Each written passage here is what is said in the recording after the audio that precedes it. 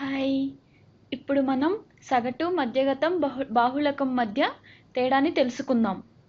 ఈ క్రింద ఉన్న సంఖ్యలను సగటు, మధ్యగతం మరియు బాహుళకమును ఎలా చేయాలో తెలుసుకుందాం. ఆ సంఖ్యలు ఇదిగో ఇక్కడ ఉన్నవి.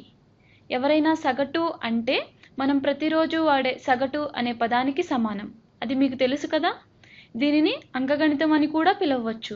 కావున ఇప్పుడు మనం వేరే విధంగా సగటును ఎలా కనుక్కోవాలో తెలుసుకుందాం.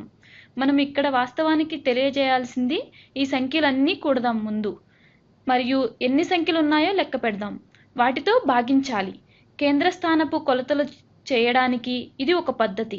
లేదా మీకు తెలుసు మనం సగటుని అంకగణితపు సగటు అని కూడా అంటామని. ఇప్పుడు మనం 23, 29ల యొక్క సగటు కనుక్కుందాం. లేదా మనము 23, 29, 20, 32, 23, 21, 33, 25లను కూడదాము మరియు ఆ సంఖ్యలు ఎన్ని ఉన్నాయో కూడా లెక్కించుదాము. లెక్కించగా వచ్చిన సంఖ్యతో భాగించుదాము. ఇప్పుడు మనం 1, 2, 3, 4, 5, 6, 7, 8 అని లెక్క పెడితే ఇవి మొత్తం 8 సంఖ్యలు ఉన్నాయి. కాబట్టి 8తో భాగించుదాము. అలా చేయగా ఏమి వస్తుందో చూద్దాము. ఇప్పుడు నేను ఇక్కడ క్యాలిక్యులేటర్ని వాడుతున్నాను. ఇది మామూలుగా చేయవచ్చు, కానీ సమయమును ఆదా చేయడానికి ఇది వాడుతున్నాను. ఇప్పుడు మనం 23, 29, 20, 32, 23, 21, 33, 25లను కూడదాము. కూడగా వచ్చిన విలువ 206. మరియు ఇప్పుడు మనము 206ని 8తో భాగించుదాము. మనకి 206ని 8తో భాగించగా వచ్చిన విలువ ఎంత చెప్తారా మీరు? నేను చెప్తాను. కూడగా 206ని 8తో భాగించగా వచ్చిన విలువ 25.75. అంటే అంకగణితపు సగటు = 25.75 అని అర్థం. ఇది కేంద్ర స్థానమును కనుగొనుటకు ఇది ఒక మార్గము. మరి ఒక మార్గము మధ్యగతంతో కనుక్కోవడం ద్వారా, అంటే మధ్య విలువ కనుక్కోవడము. దాన్నే మధ్యగతము అంటారు. మనము మధ్యగతం కనుక్కోవాలంటే ఈ సంఖ్యలను ఆరోహణ క్రమంలో వ్రాయాలి. దీనిలో చిన్న సంఖ్య ఏది? 20 కదా. తర్వాత వచ్చే చిన్న సంఖ్య ఏది చెప్పండి? 21, అవునా? తర్వాత వరుసలో 22 ఉండాలి, అవునా? కానీ ఇక్కడ 22 లేదు. ఇక్కడ గమనించారా? 23 2 సార్లు వచ్చినది. కావున 23 అని వ్రాస్తాము.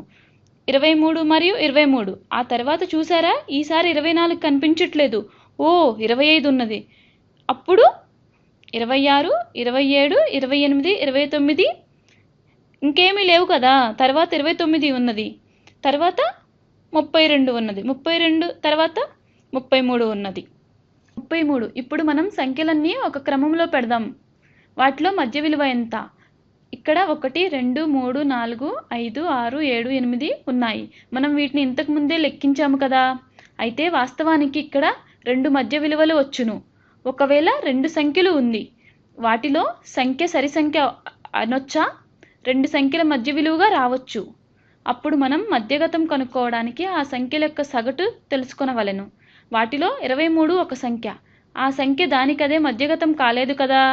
ఎందుకంటే ఈ సంఖ్య కన్నా 3వ స్థానంలో ఉన్న సంఖ్య తక్కువగా ఉన్నది, 4వ స్థానంలో ఉన్న సంఖ్య ఎక్కువగా ఉన్నది. మరియు 25 కూడా మధ్యగతం కాలేదు, ఎందుకంటే ఈ సంఖ్య 4వ స్థానంలో ఉన్న సంఖ్య కన్నా తక్కువగా ఉన్నది, 3వ స్థానంలో ఉన్న సంఖ్య కన్నా ఎక్కువగా ఉన్నది.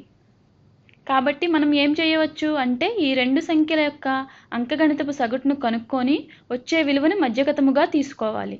మనం 23, 25 కూడగా వచ్చే విలువని 2తో భాగిస్తే అంటే 48.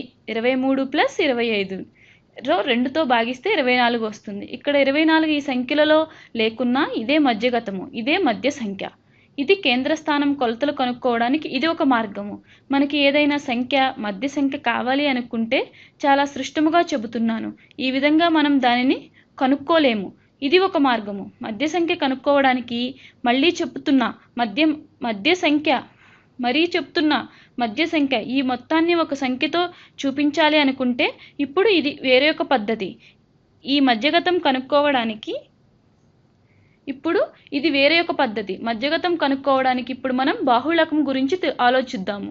బాహుళకం అనగా ఈ సంఖ్య ఎక్కువ సార్లు కనిపిస్తుందో, అంటే ఎక్కువ పౌనఃపున్యాలు ఏవి ఉన్నాయో ఆ సంఖ్యనే బహుళకము అంటారు.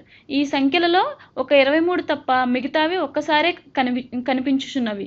23 2 సార్లు అగుపించును. అంటే ఇది 23 చాలాసార్లు అగుపిస్తుంది, 2 సార్లు అగుపిస్తుంది, మిగతావి కేవలం ఒకసారే కనిపిస్తున్నాయి, అవునా? కాబట్టి 23నే బాహుళకము అంటారు.